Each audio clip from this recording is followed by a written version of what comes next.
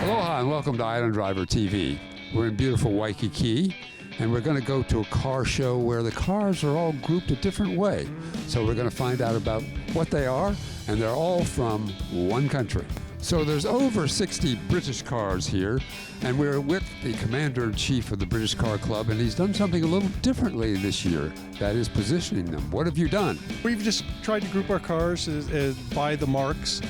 You know, Triumphs, Jaguars, Austin Healey's, that kind of stuff. And this year is our 27th year, and one of the founder of the British Car Day passed away this year, so it's kind of an homage to our friend Harvey Anderson.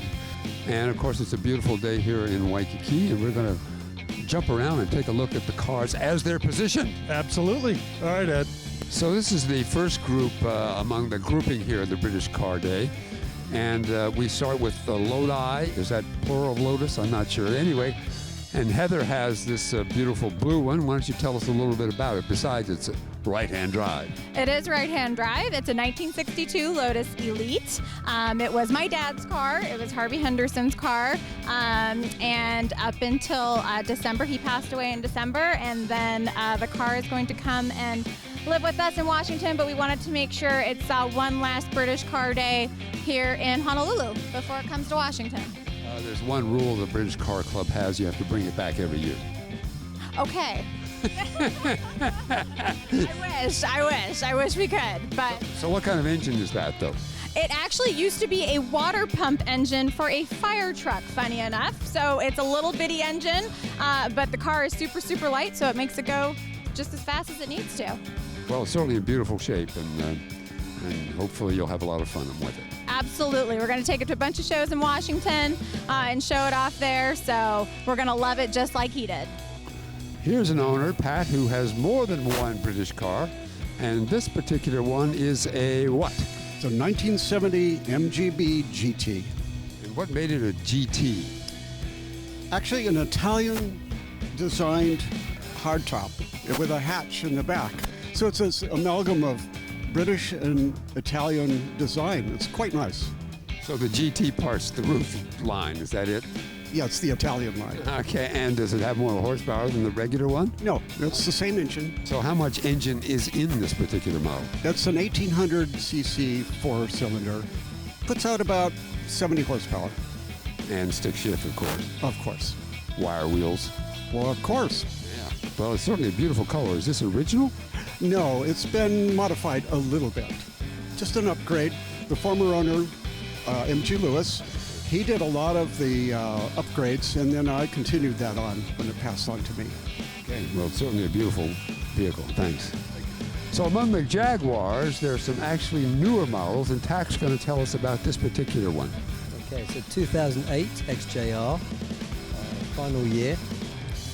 And so what kind of engine does it have? It's a 4.2, which is about 400 horsepower. Whoa. This was the final year of that kind of classic shape, you know, with the curves. After this, the design changed to more modern types of Jaguar. So how do you like it, though? Yeah, it's like driving around in a sofa. I've never heard that comparison. So it's very comfortable, particularly. I think, I had a Jaguar sedan, and it was extremely comfortable and quiet. Yes, very quiet. Yeah, I mean, it's just like it's sitting in your living room. How big is the engine?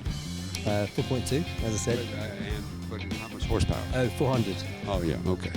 So everybody recognizes this classic sort of squarish off-roading vehicle. They're Land Rovers, and you can see three of them here. This particular one has a V8. And, of course, they're bringing them back. We're going to see a new Defender pretty soon, so it'll have also the squarish look of this one. So we're here with Gary, and we are with a very different car than you would think. What's British about this one?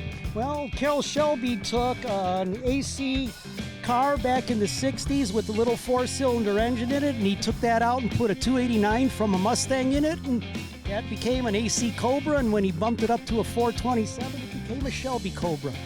And these are Shelby Cobras? They're replica Shelby Cobras manufactured by different companies. This one's made by Factory 5. We got one here from Hurricane, one from Backdraft, and one from Lone Star Motors.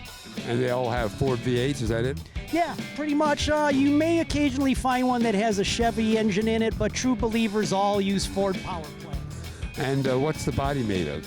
These are fiberglass. The original ones were aluminum.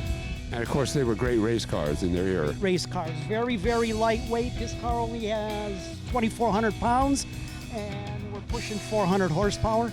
And you do the math for that, folks, and you've got a lot of power. One of my favorites, and Bob's going to tell us about his particular favorite. And what is it? This is a 1964 Austin Healey BJ8 Phase 1. Whoa, that's a lot of detail. What's the engine like? Well, it's a 6-cylinder engine, Austin manufactured. Former truck engine, actually. Oh, really? Yeah. So it's an Austin Healey 3000. Right. Essentially. And they've been going up in value these days. What do you think they're worth? Well, it depends on the condition, really. The Austin Healey's that have been completely done over, reconditioned, are selling in the 90,000 range, but that doesn't include this one. Unfortunately, I had one of them and didn't keep it. Duh. But how much horsepower does this 6-cylinder produce? About 140. Oh, so real. Yeah. Yeah, they're a fast car. They race. And if you tune them up and really race them, they'll go 160 miles an hour. Whoa. But this particular model that you have, maybe not. No, not so much. This model, maybe 120. Okay. That's fast enough. Faster than I want to go, yeah. Okay, thanks. So as usual, British Car Day is always fabulous here in Waikiki. As you can see with this lovely British flag, and also the very entertaining cars. And we'll be back next year to do it again.